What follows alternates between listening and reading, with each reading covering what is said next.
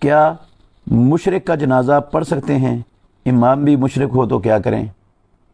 بھئی اگر آپ کو 100% یقین ہے کہ یہ شخص شرک کی حالت میں فوت ہوئے اور یہ شرک اکبر کا مرتکب تھا اور اس نے توبہ نہیں کی، اسی حالت میں فوت ہو گیا، تو اس کا جنازہ پڑھنا جائز نہیں ہے۔ قرآن مجید میں اللہ رب العالمین نے اپنے نبی محمد الرسول اللہ صلی اللہ علیہ وسلم کو مخاطب کر کے کہا،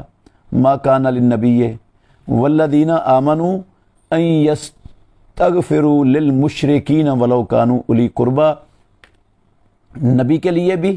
اور ایمان والوں کے لیے بھی لائق ہی نہیں ہے کہ وہ شرک پر فوت ہونے والوں کے لیے استغفار کی دعا کریں، بخشش کی دعا مانگیں۔ یہ اللہ رب العالمین نے منع فرما دیا ہے محمد الرسول اللہ صلی اللہ علیہ وسلم کو بھی اور آپ کی امت کے لوگوں کو بھی۔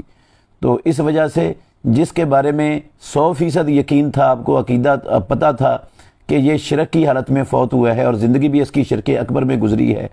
توبہ اس نے نہیں کی، تو اس کا جنازہ اس قرآنی آیت کے مطابق پڑھنا جائز نہیں ہے۔ اور جس امام کے عقیدے میں شرک ہے تو اس سے بھی آپ کو پتہ ہے، آپ کو علم ہے کہ اس کے عقیدے میں شرک ہے اور شرک اکبر کا مرتکب ہے، تو پھر آپ کی نماز اس کے پیچھے نہیں ہوگی، نہ جنازہ ہوگا۔ اور اگر نہیں پتہ آپ کو تو پھر آپ کی نماز بھی ہو جائے گی، جنازہ بھی اس کے پیچھے ہو جائے گا، پھر پڑھ لینا چاہیے۔